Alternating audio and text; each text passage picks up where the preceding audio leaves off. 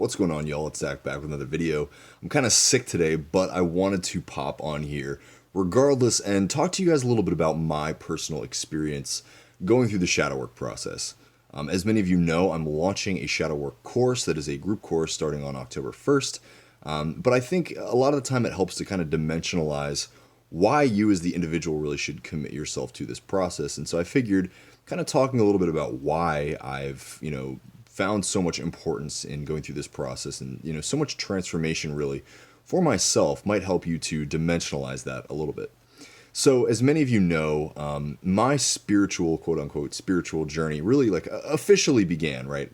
The awakening of consciousness for me began, I would say, about 5 years ago. And for those of you that are a little bit closer to me in my life, you know that I was in a relationship at that time that kind of collapsed in a really challenging way. And it caused me to start to really question what is the nature of feeling, right? What is the nature of experience when it comes to really the purpose behind all of it? I think we all kind of have these periods throughout our life where we ask ourselves, what's really the point, right, of being human? And so I stumbled across a lot of these kind of mainstream new age thought concepts, particularly things like the law of attraction, the depths of dream interpretation, and, other sorts of concepts that fall within this category. I started leveraging these things, originally because I wanted to, quote unquote, get my ex back, right? What it evolved into, though, was the realization that reality is a lot deeper than any of us really perceive, right? We grow up and we are raised and, I guess our beings are, matured in this reality where we value the five sensory experience really beyond anything, right?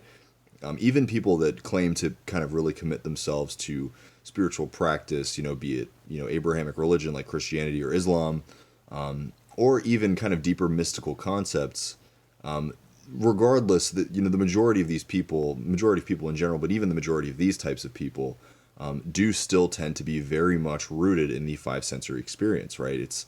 It's almost like they say that we need to be focusing on energy and frequency and whatever it is, but then when you really start to ask them about the challenges of this experience and why are they reactive, or why are they still experiencing so much struggle with the external world, they still place a lot of importance on these things, right? And I found this to be kind of, I guess, almost like double speak, right? And I'm not going to say that I blame people for that, right? I understand why it's like that. You can claim to be as deep and as spiritual as you want, but things do still happen. You are still going to lose people, right? Be it to loss of relationships, be it to death, right? Be it to falling out of your ethical positions or whatever it is. And so while I wouldn't necessarily say that I found people to be like liars or faking it or anything like that, I did feel generally that a lot of the time when we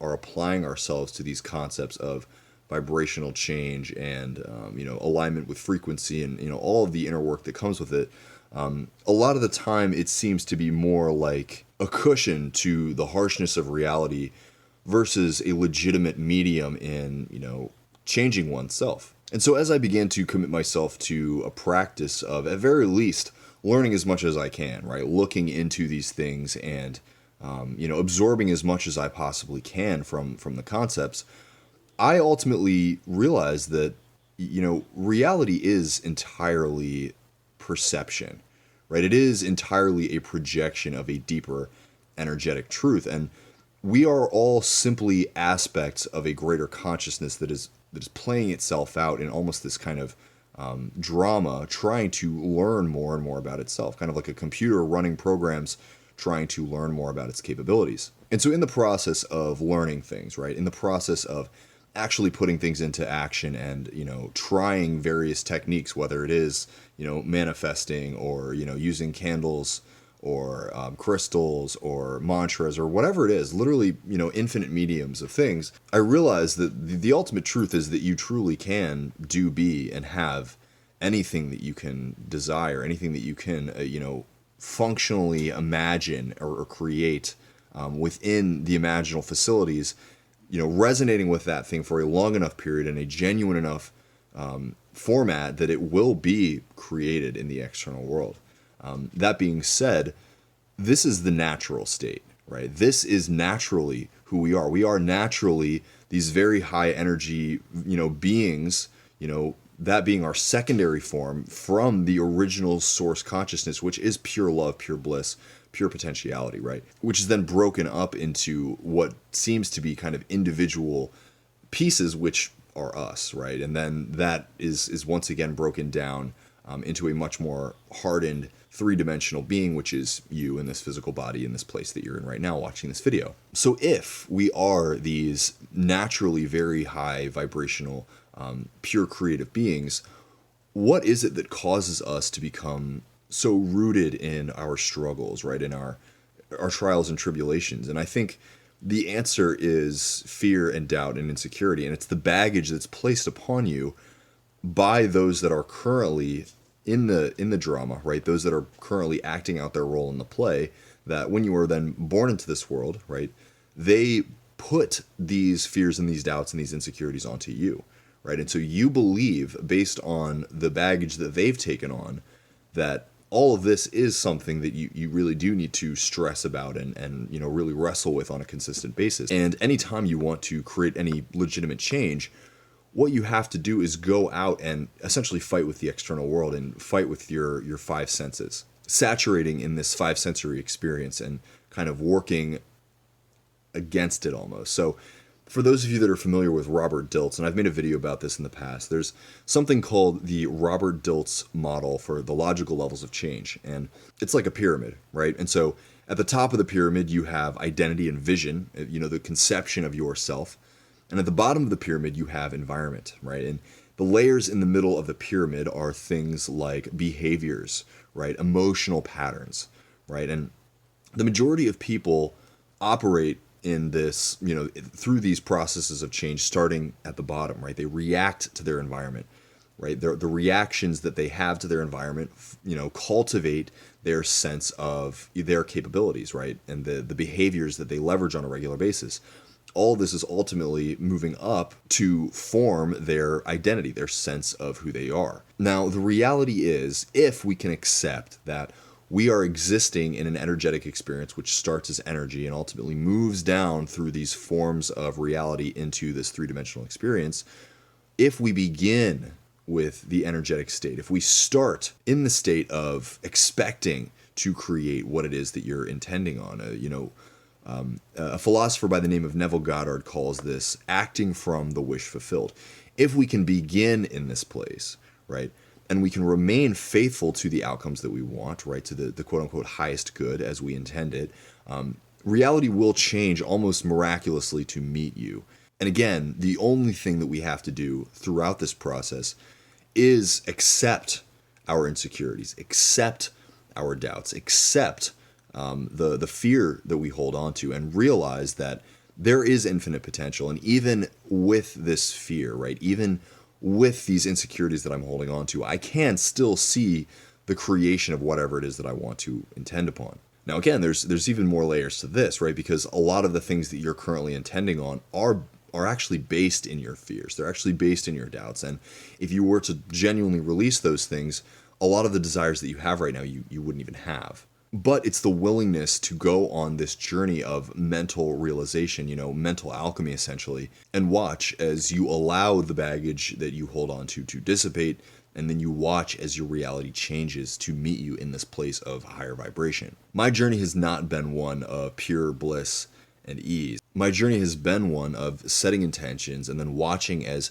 those intentions come to fruition, with kind of dragging along in tandem the insecurities that I hold on to, and watching those things be created as well. As I've dove in deeper and deeper into these concepts, practicing things like manifesting people and experiences and changes in my being, and doing all of these things in the physical experience, but also practicing these same kind of intention setting, goal resonance practices within things like dreams, or within the astral plane, if for those of you that are familiar with concepts of astral projection. This is all just to say that it has been a process in deep challenging of my beliefs and ultimately kind of like shattering these old perceptions of my character and what I was clinging on to, trying to, survive in this world, essentially. Shadow work begins in setting the intention to become a better person and have more appreciation of your experience as you're having it right now. But it is also the willingness to shatter these perceptions of your character and your states of belief that you've been holding onto that have essentially given you almost like a set of training wheels as you've been navigating through this reality. The goal of shadow work is not necessarily to totally shatter everything about yourself. I'm sure there's plenty of things that you love about yourself, and you should. But what it is the willingness to accept essentially a different philosophy of how the universe works, and ultimately be bold in setting stronger intentions and creating a life for yourself that resonates deeply. It is the highest good for you. It is the highest good for the people in your life, and ultimately the highest good for all of consciousness. And it is genuinely challenging. I always tell the clients that I work with that progression in any area of life, and even spirituality, right, is kind of like a check mark. Like, you start here and you have to first go down before you can go back up. It's like you essentially realize how screwed up you are. And through that realization, through that coming to awareness, because all of this really is just the process of bringing awareness to the unconscious parts of who you are, you will experience less triggering. You will experience less projection of your anger and your doubts and your complaints onto other people, and instead immediately acknowledge those things and immediately shift them to the state that you want to be in. And so in the past few years that I have been doing this, I mean, everything has changed for me, right? I mean, my physical body, from my state of health to my capabilities, has changed completely.